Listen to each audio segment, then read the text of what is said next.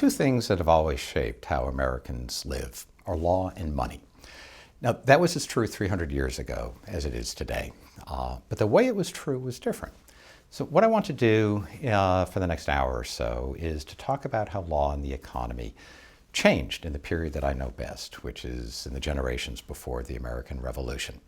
So let me give you the quick version first. Law and economy after independence at the end of the 18th century both look very different than they did when English settlers first arrived at the beginning of the 17th century, and so did the relationship between them. Now, in the 17th century, the relationship was the one that played out on a level that we can call public. In the 18th century, it played out on a level that was more clearly private. So what does that mean? So the legal activities of greatest consequence for the economy in the 17th century were the establishment of legal institutions and attempts at economic regulations. Now, many of the regulations, wage and price controls, market regulations, so issued from legal institutions that were called courts, but that did not look very much like the courts we know today. They combined both judicial and administrative functions. By way of contrast, private law activity, by which I mean debt, contract, property, took a back seat to public rules. Property law was the most developed of the private law areas. Debt and contract, the things that are very common today, were much more rudimentary.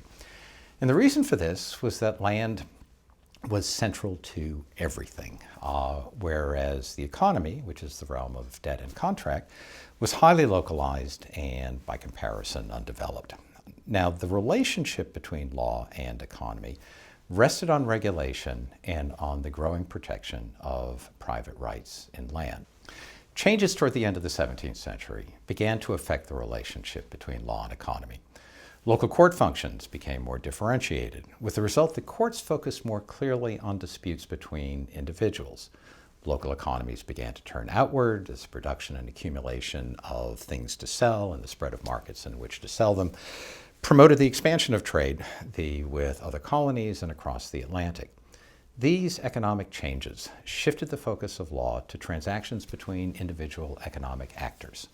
And when that happened, issues of debt and contract came to predominate, which means that the legal world becomes structured in a very different way. Now, part of the 18th century story is how the transformation of formerly local economies made credit and failure the dominant legal issues. Economic development required credit, which is supplied by paper money and written credit instruments, more of which I'll talk about later.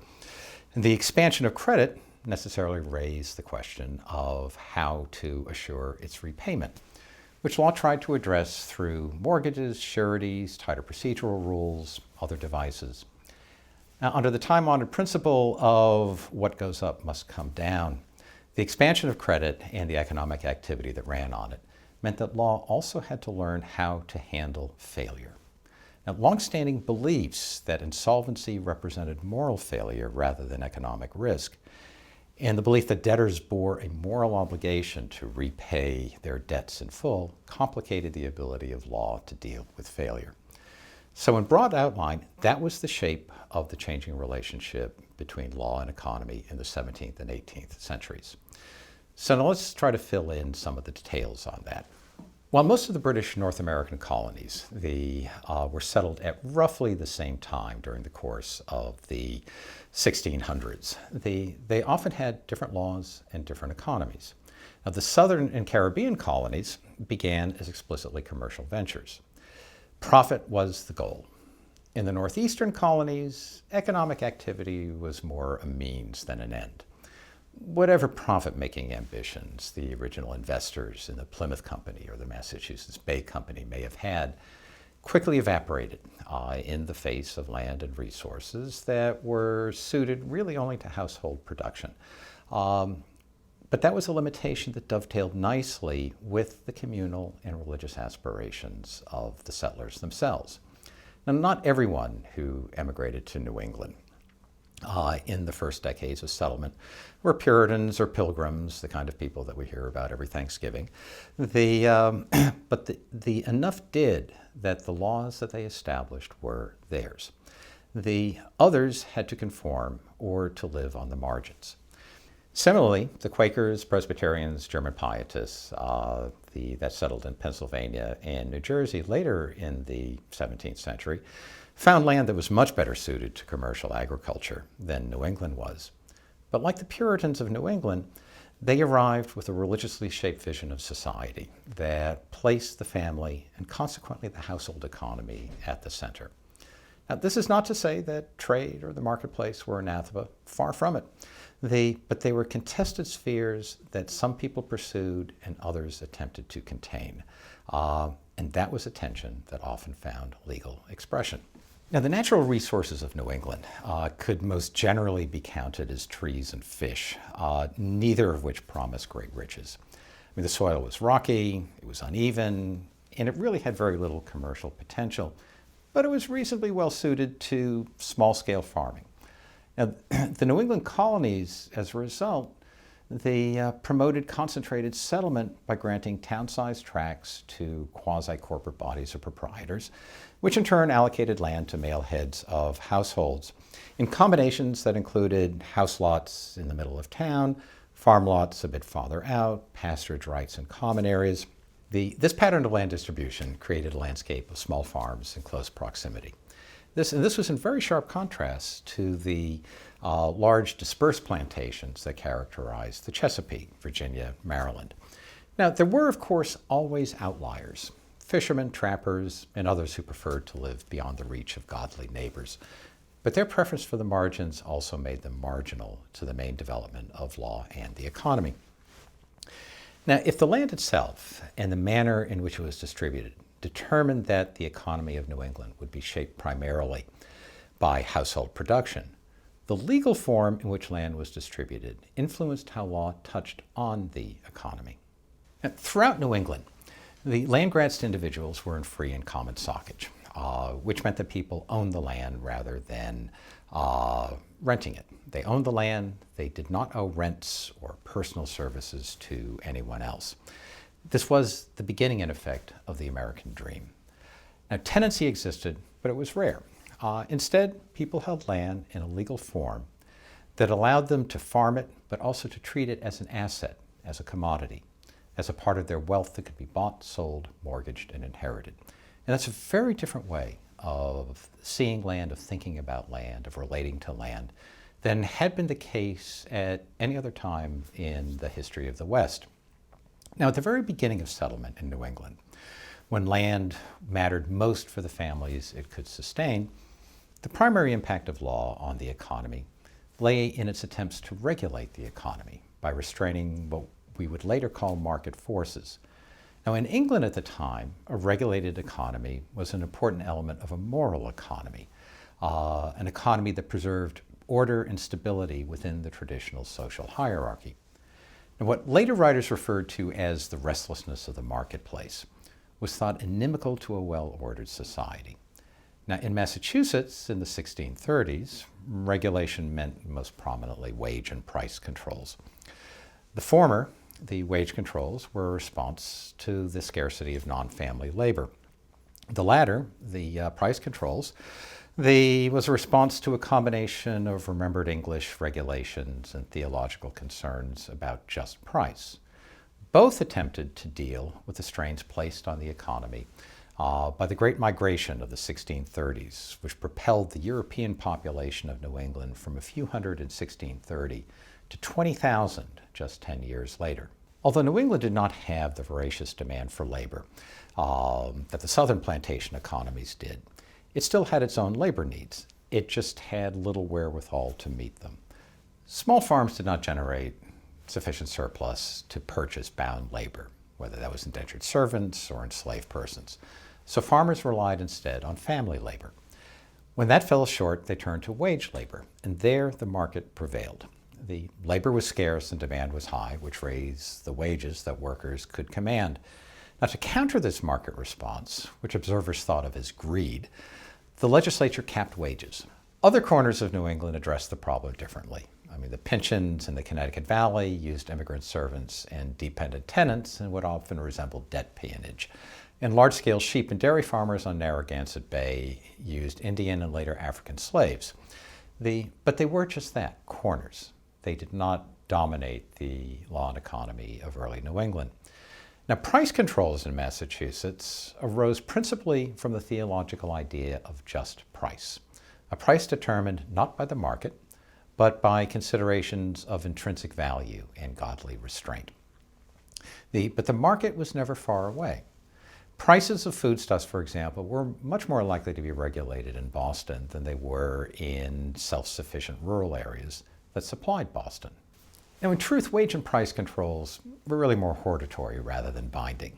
They were usually temporary, and even when enforced, they could be toothless. Prosecutions were few and far between. Now, this ambivalence toward regulation came from different sources. One was the inability of the legislature to abrogate the laws of supply and demand, which, although not understood or even named, nonetheless inhibited compliance. Another was that wage limits sometimes had non-economic goals, such as regulating the behavior of the lower class laborers who used their unregulated higher wages to get drunk and buy luxury goods that were above their station. The futility of the controls illustrated the limits of law, but it did not imply an unrestrained marketplace. If the market could not be tamed by law, perhaps it would bend to the influence of the traditional moral economy in which profit had to be tempered by the good of the community. The legislature periodically tried to establish normative restraints by exhorting the population to observe suggested limits. Individual towns encouraged voluntary compliance. The prosecution and conviction of the wealthiest and greediest merchant in Boston, the reviled Robert Keene, in 1639 for price gouging, rested more on general principle than on statute, and it was seconded by the formal censure of his church. Law still had a place, even if only for exemplary purposes. Now, although New England legislatures had to concede that they could not restrain the market by fiat, there were other legal mechanisms for regulating the economy that could facilitate market exchanges, or they could limit their consequences. Now, among the former, to facilitate market exchanges, were regulations to assure the quality of goods traded and the fairness of the people trading them. Chief among the latter were usury laws, which restricted the cost of credit by criminalizing excessive interest. Now, in England, policing quality in the marketplace had generally been the responsibility of craft guilds. But guilds never took root in the American colonies. Instead, public officials oversaw most aspects of commercial activity. Colonies and individual towns appointed fish cullers to grade the quality of the catch. They appointed leather searchers to inspect the hides and skins supplied to tanners and shoemakers. They appointed flour inspectors to test the quality of bread. They appointed inspectors of weights and measures, so that purchasers would not have to rely solely on the integrity of vendors for the accuracy of their measurements. Usury laws, which in the colonies followed centuries of Western tradition, were just one consequence of the fact that people conducted business on promises. Now, unless commerce consists of simultaneous exchanges of goods or services and the payment for them, that is, unless buyers immediately pay their bills or pay their sellers in cash or in kind, people must conduct business on promises. Promises to pay, promises to deliver, promises to perform. Those promises create debts and transform the people who make and receive them into debtors and creditors. Now, a perennial complaint throughout the colonial period of everyone who ever bought or sold anything was the scarcity of money. The colonial economies never had enough coin. They rarely had any paper currency to serve as a circulating medium of exchange. In their absence, people paid for goods and services in agricultural produce, or what was called commodity money. Now, since people did not push around wheelbarrow loads of produce the way modern Americans carry wallets, commodity money necessarily turned all transactions into credit transactions, in which people delivered goods or performed services and were paid later. Now, until the beginning of the 18th century, the predominant mode of memorializing these transactions was by book accounts, which enabled people to purchase goods or services on credit with payment postponed until they could harvest their crops or otherwise come up with commodity money items. These book accounts, were running accounts of the dealings between creditors and debtors. I mean, each entry in a book chronicled a transaction. I mean, the purchase of goods, the performance of labor services, occasional payments on account. In legal terms, the defining features of book accounts were that they did not contain an explicit promise by the debtor to pay for the goods or services received, and they did not stipulate a time for repayment. So these were really rather informal, except yet everyone understood that they created a debt that the debtor had to repay at some point in the future. So instead, the books recorded debts for which the law implied a promise to pay. Now, that the promise to pay was implied rather than express did not compromise the popularity of book accounts, but it did shape their features. Books were only presumptive, not conclusive evidence of the debts they recorded. That is, when debtors, when sued, were free to counter their creditors' claims with a wide range of controverting evidence, allowing juries to sort out who owed what to whom. Now, this is a kind of transaction on debt that was very well suited to the economy and society that it operated within, and we'll see more about that soon. Now, the first government intervention in the debtor-creditor relationship was prompted by the same scarcity of money that underlay routine dealings on book. In October 1631, just 16 months after arriving in New England, the Massachusetts magistrates made corn legal tender at the market rate for most kinds of debt. Now, when the flood of migration stopped in 1640, the economy that the migration had supported spiraled into depression. The price of corn plummeted. As a result, corn lost most of its value as money, and the consequence of that was that it threw credit into disarray. During the years of booming migration, settlers had supplied themselves on credit, often secured by mortgages on their lands, crops, or cattle. When crop prices fell, they lost the ability to repay their creditors, who then seized the mortgaged land or crops, thereby truly impoverishing their debtors. In response, the legislature enacted some protections for debtors, such as ordering that creditors had to accept commodities at a stipulated rate. And Massachusetts repealed many of these laws after the crisis had passed. But while they were in force, those laws shielded debtors, and as such, they were a very Puritan gesture of the Christian charity that many people felt the creditors should have shown on their own. Now, depression forced a shift in government efforts to regulate the economy. Wage and price controls were largely abandoned. Massachusetts overcame its early antipathy to monopoly rights and began offering franchise monopolies to budding entrepreneurs to encourage economic development. These included straightforward market monopolies, such as guarantees of exclusive markets to fur traders who agreed to pioneer routes to new sources of furs. They included market monopolies combined with a quasi-patent protection, such as grants of exclusive rights to sell iron, conditioned on building ironworks that used advanced technologies. They also included outright protection of intellectual property rights in the form of patents to inventors of manufacturing machines who could then charge for their use. The government also granted tax abatements and direct subsidies to spur growth in commercial endeavors as varied as planting hemp and flax, cloth making, mining, raising sheep, building bridges and wharves. Towns chipped in grants of land for gristmills, sawmills, and ironworks, often sweetened by tax exemptions and freedom from militia duty. The effect was to socialize the startup costs of economic development by creating legally enforceable rights in selected persons.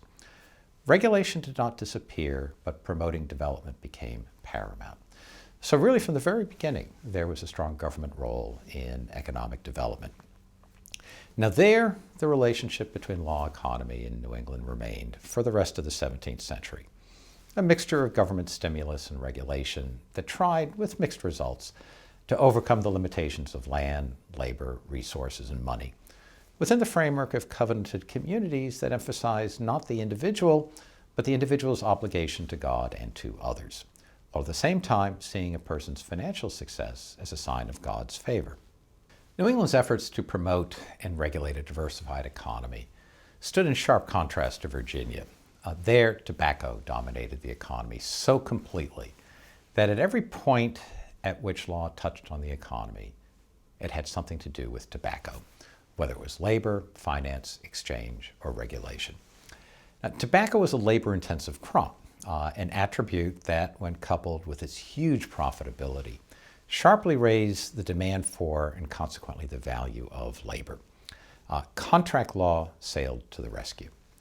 Beginning in 1619, the Virginia Company recruited labor in England by providing passage to Virginia as a loan that workers agreed to repay with their labor services for a specified term of years, usually 4 years, sometimes as high as 7. The contracts of indenture that the workers signed contained the terms of their agreement.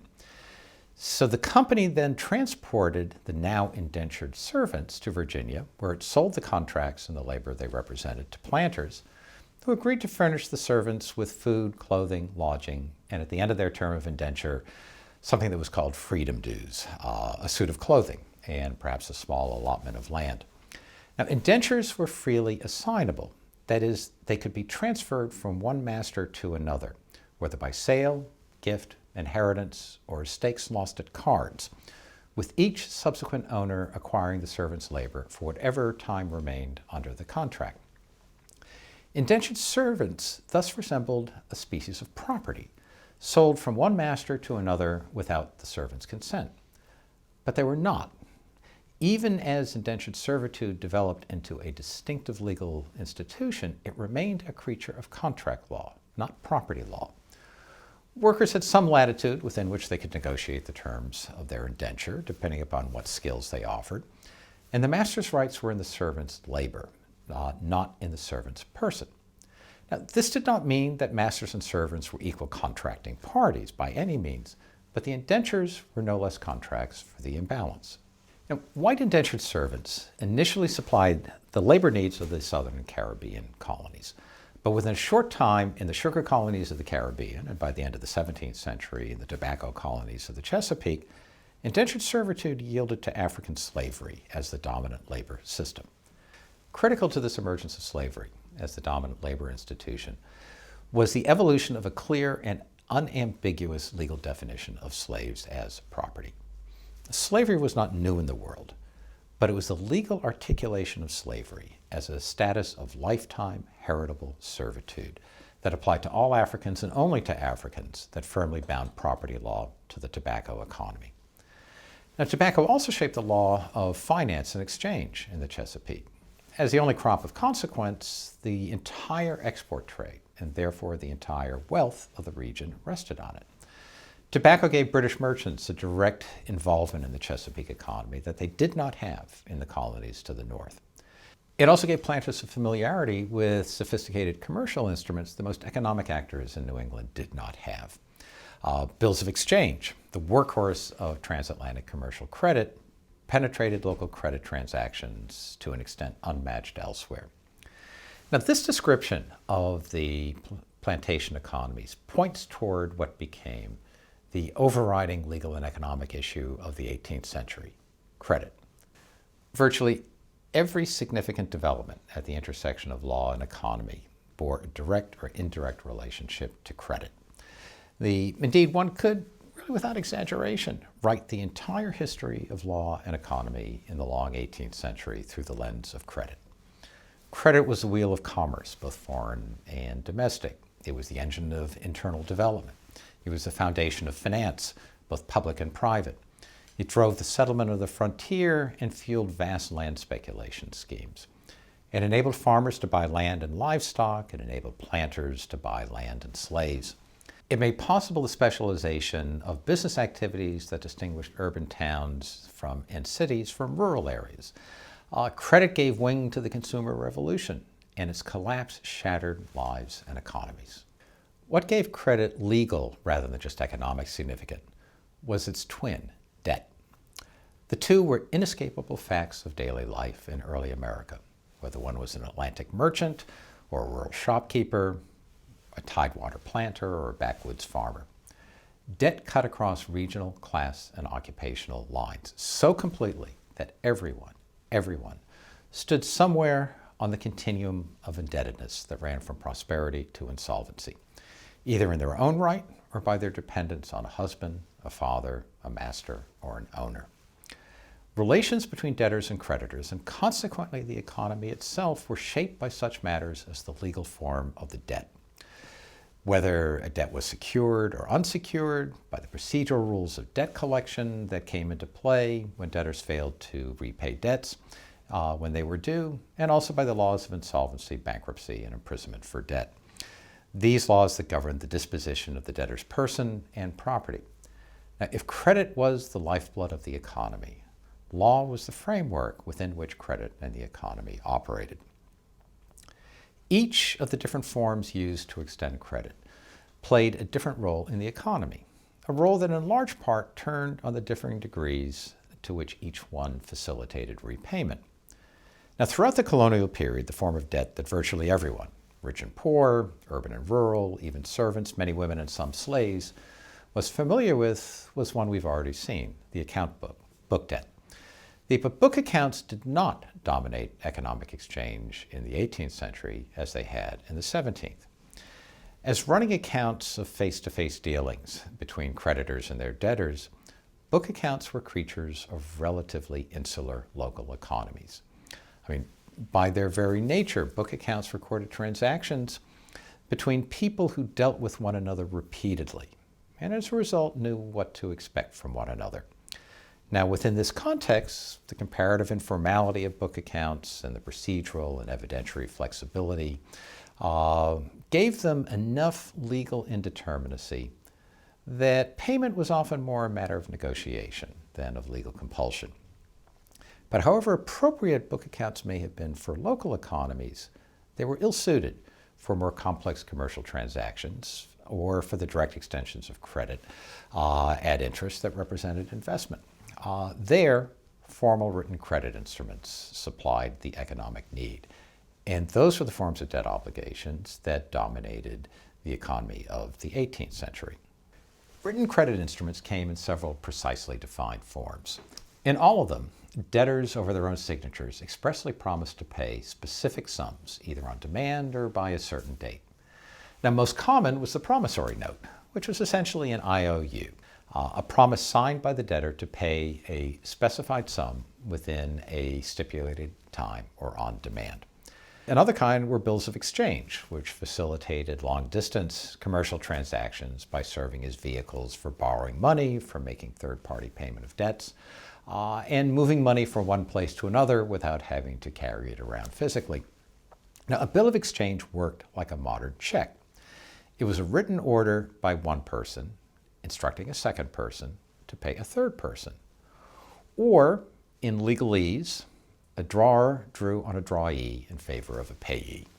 Now, when the drawee, the equivalent of the bank on which you write your check, accepted the bill by paying the payee, which is the person to whom you've written the check out to, then the drawer, that's me, the person who wrote the check in the first place, became liable to the drawee, the bank, for the amount of the bill. Now, a drawee could refuse to pay the bill when the payee presents it to the drawee to be paid. And that refusal, if it happened, had serious consequences for the person who wrote the bill in the first place. And the magnitude of that is best captured by the fact that rejected bills were referred to as dishonored. When drawees refused bills, they did so because they lacked confidence in the drawer's ability to reimburse them. In other words, they doubted the drawer's creditworthiness. A dishonored bill of exchange, for that reason, reflected directly on the honor and reputation of its maker, and by extension, on all other bills of exchange he may have written, and that would have potentially catastrophic consequences. Now, unlike book debts and oral promises, written credit instruments were assignable. That is, the creditor could transfer the instrument by endorsing it to a third party, who would then have the right to collect the amount due on it from the debtor, interest and all. Now, this is important, as assignability plays a crucial role in commercial economies. A proper credit system requires that debts be transferable. Most importantly, because the ability to transfer a debt permits people to pay their own debts. With assignability, the debtor's promise to pay becomes a kind of currency that circulates from one assignee to another, coming to rest only when whoever ultimately holds the evidence of the promise asks the debtor to make good on it. Now, with assignability, local traders can satisfy their debts to their suppliers by endorsing over the promissory notes they have received from their local customers in payment for goods purchased. That is, by transferring to their creditors the promises that they have received from their customers. Now, the one who then ultimately demands payment of the note from the debtor, whose note it is, will then be the more distant supplier, not the local trader with whom the debtor originally did business. Now, for this process to work, promises to pay must be severed from the transaction that gave rise to them and be treated as essentially fungible. Only then can written credit instruments circulate in the economy.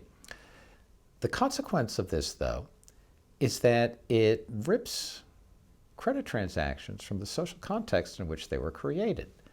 Assignability promoted economic efficiency by depersonalizing the relationship between debtor and creditor. This was part of the social cost of commercialization.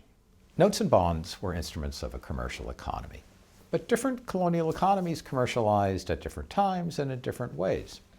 In the southern plantation colonies, the economics of sugar and rice cultivation more or less compelled large-scale operation, creating capital-intensive plantation economies to which entry was very expensive, primarily because of the high cost of slave labor. Now, to meet these costs, planters relied on credit, which, because of the large sums required, was usually transatlantic credit with British merchants rather than local credit. This meant that large planters were doubly bound to the transatlantic economy, both for the markets in which they sold their tobacco, the sugar, and for their credit. Now, both of these relied on promises, formally embodied in commercial credit instruments. Planters typically paid for purchases and bills of exchange drawn against their credit balance with the British merchant, or more often against the anticipated value of commodities shipped to market but not yet sold or even landed when the bill was drawn. Now, the bills of exchange used in these transactions were sophisticated commercial instruments designed to facilitate long-distance credit. But it would be misleading to describe the plantation economies as commercial economies in any true sense, even though they were using very sophisticated commercial credit instruments in their transactions. Now, trade in sugar, rice, and tobacco could be and was enormously profitable. Planters made large capital investment in land and slaves. They often amassed considerable wealth, much greater than farmers or even merchants in the colonies to the north. But we really can't say that they were commercial economies or that the societies themselves were commercialized. Commercialization describes a set of economic practices and values, not merely a profitable trade. Now, among the southern planters, their wealth and their use of commercial paper notwithstanding, southern planters self-consciously adhered to a traditional set of agrarian values that regarded participation in the market primarily as a means to the end of presenting oneself as a gentleman, which by definition meant holding oneself apart from and above the marketplace. Now, this posture was so deeply ingrained that even after the Revolution, Southern Jeffersonians disdained commerce at the same time that they embraced trade. To them, trade was an accumulation of exchange transactions. Commerce, to those who disliked it, was a worldview dominated by the pursuit of profit for its own sake.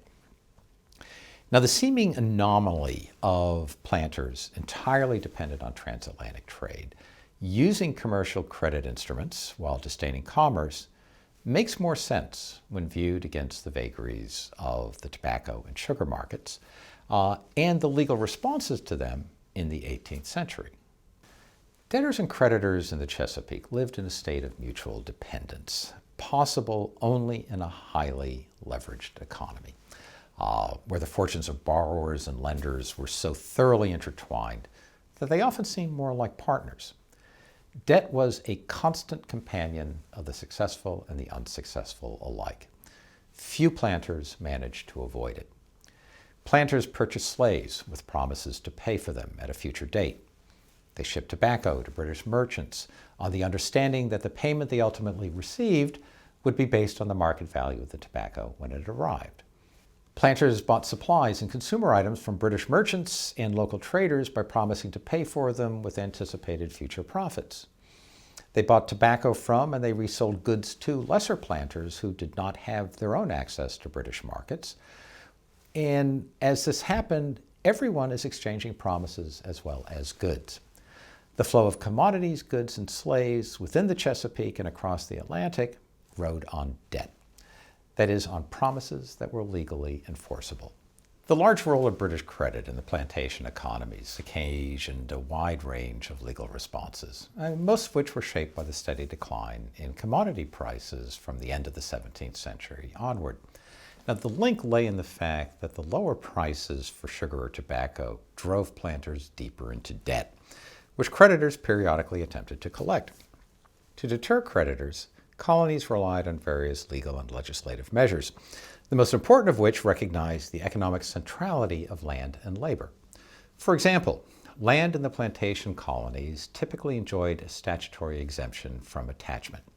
That is, creditors could not seize a debtor's land and sell it out from under him, unless the execution was pursuant to a mortgage foreclosure, in which case it was the debtor who would put the land at risk by pledging it to secure a debt.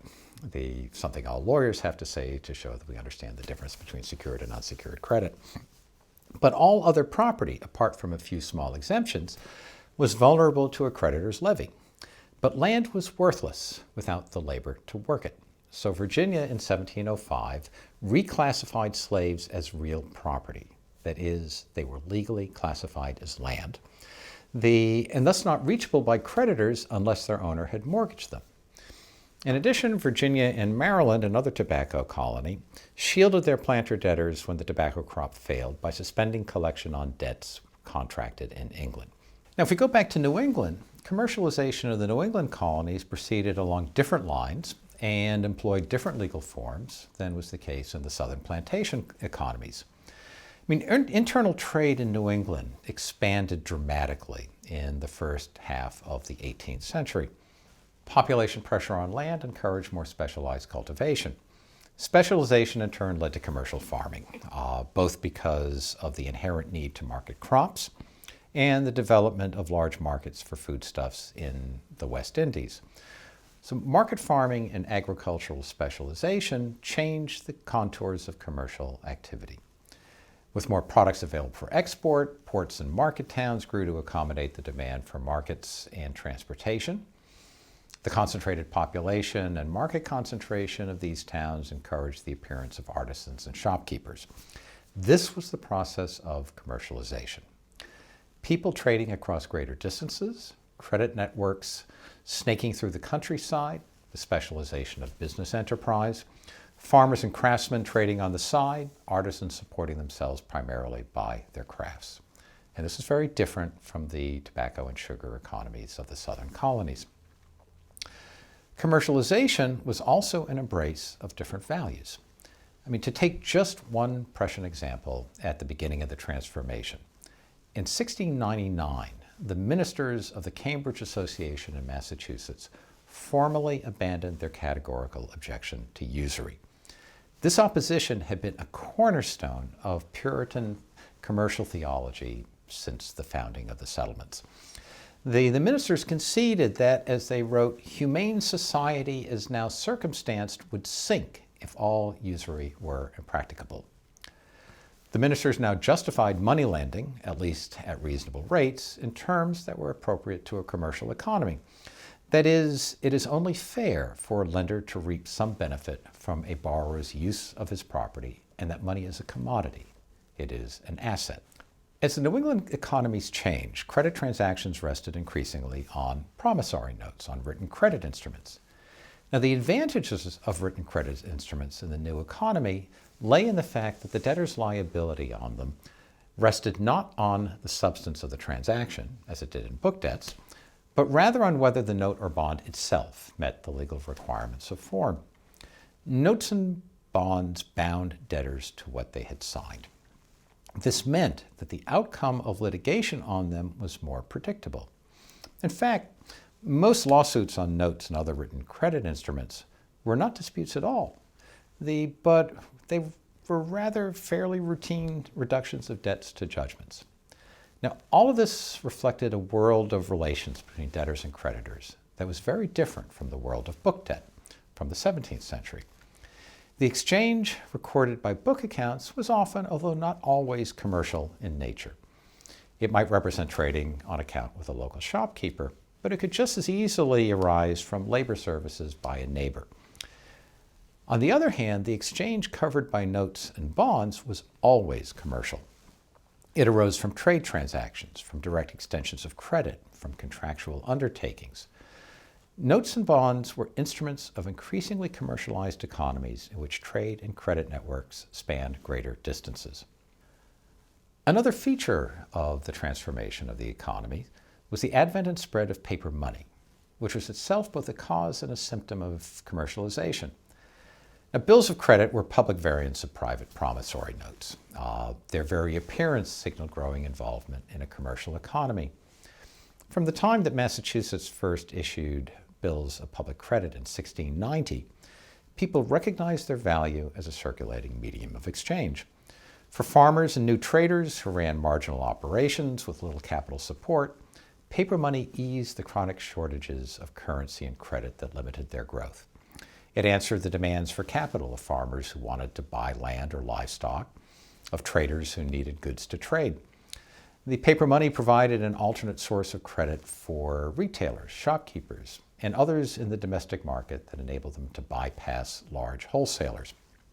With paper currency, new merchants entered towns and competed with established traders by offering farmers cash for their goods. Farmers, in turn, used the cash to pay debts they owed to the merchants with whom they usually dealt on long book accounts. Now, as paper money circulated through the New England economies, touching people whose previous participation in the economy had been limited by commodity exchanges, it democratized credit. It allowed traders and entrepreneurial farmers to share the aspirations of Atlantic merchants. Early proponents of paper money had recognized that ordinary people, not just large merchants, wanted to engage in commerce. But what some saw as opportunity, others viewed with concern. Cautionary writers argued that the credit made freely available by paper money encouraged people to spend beyond their means, to consume rather than invest. They complained that rather than be satisfied with a competency appropriate to their station, people instead sought to emulate their betters, in the process incurring debts that threatened both their moral and economic independence. Now, to their minds, credit and everything it entailed, the right to engage in commerce, to borrow, to consume, should be limited to the privileged few. Now, the most vocal opponents of paper money objected on other grounds. These were the great Atlantic merchants, whose direct connections to England gave them ready access to credit. Paper currency was of no use to them in their international trade, since foreign creditors would not accept it. In their domestic transactions, these merchants were the ones who stood to lose the most if legal tender laws compelled them to receive depreciated paper money from their debtors in payment of their obligations. So it was their complaints to London that eventually attracted the scrutiny of parliamentary regulators who banned additional emissions of paper money. Now, agents of commercialization appeared on both sides of the issue. They all assumed the existence of competing economic interests in society, an assumption that was alien to earlier ideas of the covenant and an organic body politic. Even ministers who joined the debate wrote in terms of the role of money, of the balance of trade, of political virtue, not of sin or punishment. This in itself was a fundamental change. But the debates also raised questions that continued to occupy law and economy well into the early republic. Who had the right to participate in commerce? Who had the right to borrow, to consume? Would easy credit undermine industry and frugality? Did consumption threaten the social order? Did debt compromise independence and political virtue? What was the proper role of government in financial and economic affairs? Was credit necessary to a commercial economy? What was the proper role of commerce? Was depreciation a moral issue, an economic issue, or legal issue? Written credit instruments and paper money were elements of a commercial economy based on contractual exchange. As they spread through the economy, the focus of law inevitably shifted to transactions between individual economic actors. At this point, issues of debt and contract came to predominate. However, the law of debt and contract had a converse that was just as important to a commercial economy, and that was the law of failure. The increasingly commercial economies of the 18th century created new opportunities for success. They also multiplied the risk of failure. Commercial development rode the crest of a rising tide of indebtedness, otherwise known as investment. It was a tide that reflected the confidence of prosperity.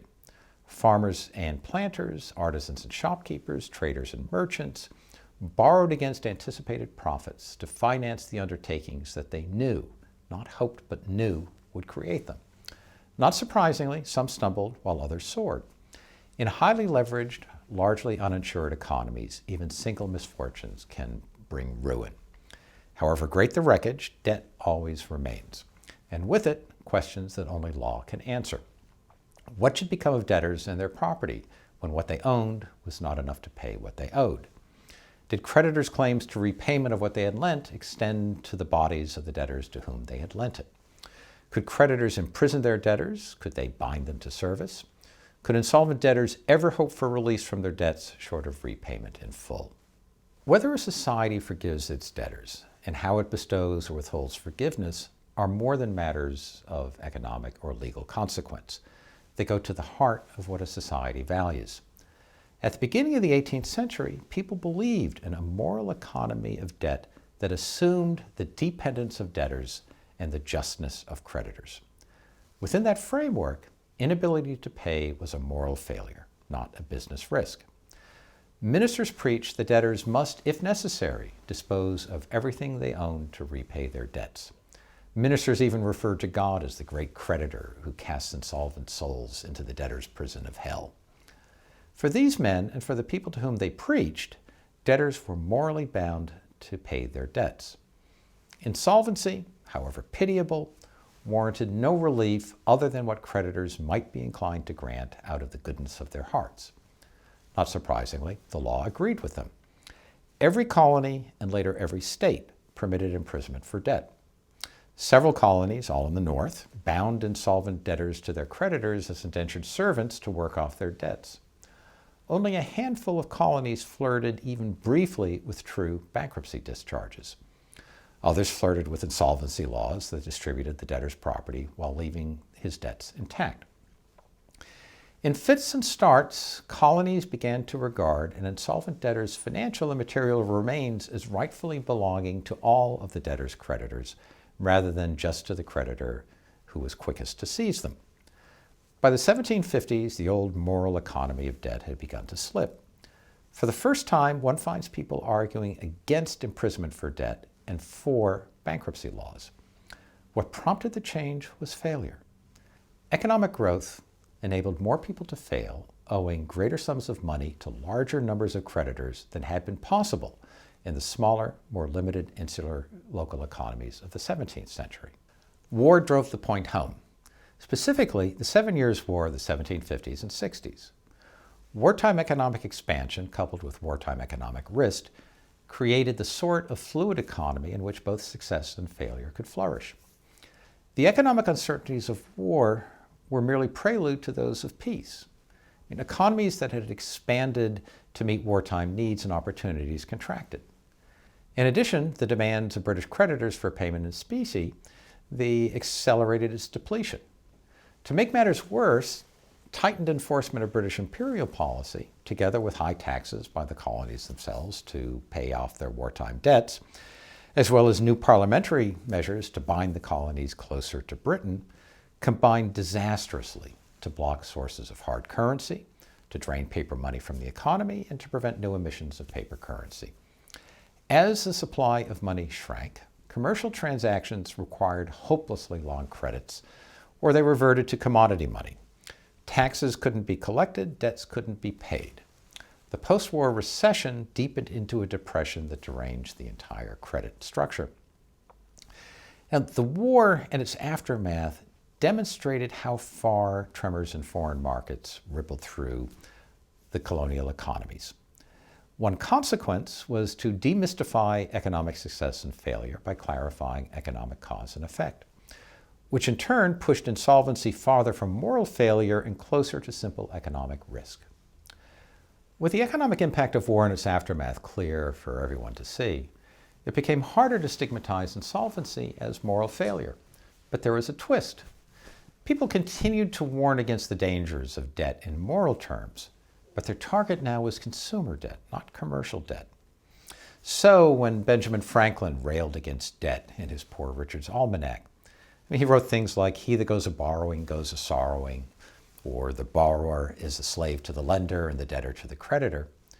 When Franklin wrote that, he was exhorting his readers not to buy consumer goods on credit. But commercial debt was different. Commercial creditors and debtors were, after all, partners in what was referred to as the race of commerce.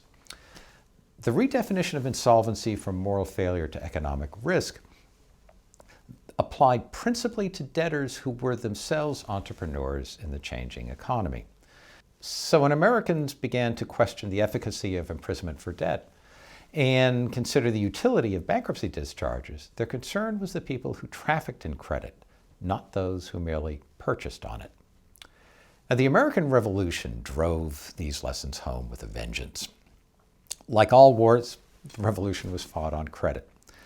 The Continental Congress and state governments issued massive volumes of paper money and loan certificates to sustain the war effort, which of course led to equally massive depreciation, which in turn was aggravated by inflation. Private debts were only slightly less daunting. The war had disrupted foreign trade, which was the linchpin of the entire economy. After the war, prices declined and the economy contracted. At the same time, British merchants flooded the market with higher quality, lower priced goods, and they pressed commercial credit on coastal import merchants to enable them to feed the pent-up demand for consumer items. The tentacles of credit followed the goods from importers to wholesalers to retailers to consumers, from the ports to the backcountry. Exports fell, imports grew, income and wealth declined, and debt increased. The instability of paper currency in the 1780s generated several responses. The most immediate was proposal to charter banks. And what the banks would do would be to issue bank notes as a form of private currency that would be backed by something more substantial than the traditional hope and a prayer of government issues. From the beginning, calls for banks emphasized the importance of public credit and a stable paper currency to commerce and industry.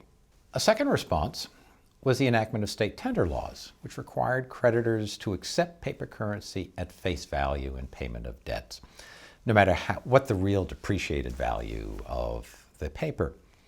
Now, initially, tender laws seemed an unavoidable solution to the problems debtors faced in how they were to repay pre-war and wartime domestic debts, when the only currency available was depreciating paper. Legislators did not set out to defraud creditors. Rather, they sought to bolster the value of the only currency they had. The difficulty, of course, lay in attempting to legislate the value of something that had no intrinsic worth. There was a third response, and that was the rapid spread of speculation, which grew at a fevered pace at the close of the war, when soldiers were sent home, not with money, but with settlement certificates as their pay. Speculators quickly bought up most of the certificates for as little as 10 or 15 cents on the dollar. In short order, speculation spread to every kind of government issue that contemplated future redemption. Land warrants, debt certificates, the pay warrants for the soldiers. And within just a few years, a very large proportion of the state and national public debt was held by speculator investors who had bought warrants and certificates from the original holders at a steeply discounted price. So alongside this spirit of speculation in the 1780s was a renewed acquaintance with failure. The decline of prices, the scarcity of cash, depreciation, competition from British manufacturers, obstacles to establishing export markets, and efforts by British commercial creditors to collect pre-war debts, all of these contributed to a wave of business failures after the Revolution. The business collapses deepened the understanding of failure as the downside of entrepreneurial risk. This made failure the potential common fate of all merchants. In these circumstances, merchants recognized the value of asserting mercantile control over failure. Their efforts led to the first post-war bankruptcy law, enacted by Pennsylvania in 1785. The statute offered the holy grail of debt relief, a discharge of unpaid debts, but only to commercial debtors who owed a large minimum amount. The rise of speculation as the investment of choice in the 1790s fundamentally transformed indebtedness. Speculators stood at the center of a financial vortex. Their competition for capital drove up the interest rates they had to offer to investors, which in turn attracted investment from ever-widening circles, both demographically and geographically. When they failed, the effects of their failure rippled outward, engulfing those who had loaned them money. The two financial crises of the decade of the 1790s were triggered by the collapse of speculation schemes.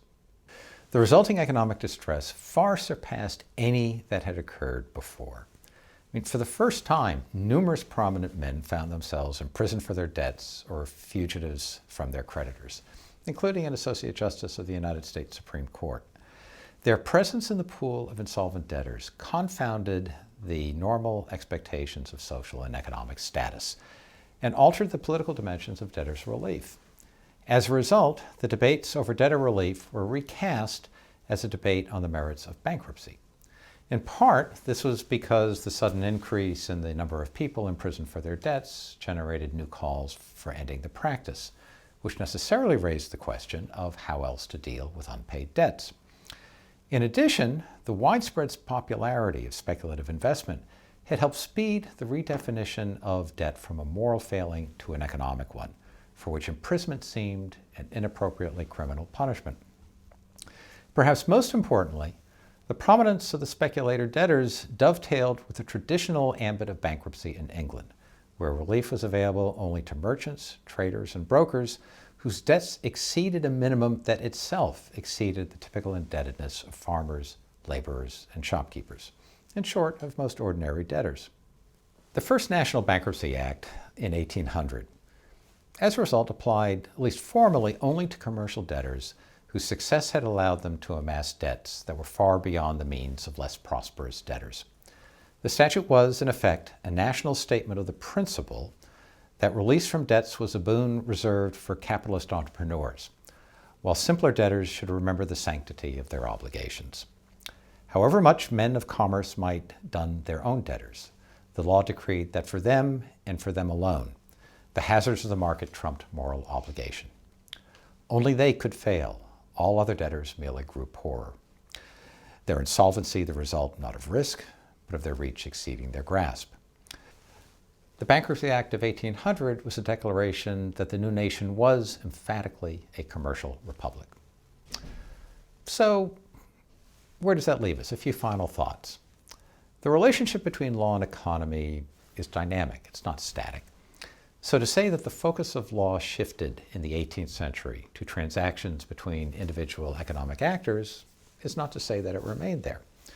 The rise of the administrative state in the next century would mark yet another stage in the ever-changing relationship between law and economy. Nevertheless, the transactional focus of law in the 18th century and its intimate connection to credit had far-reaching implications for American society.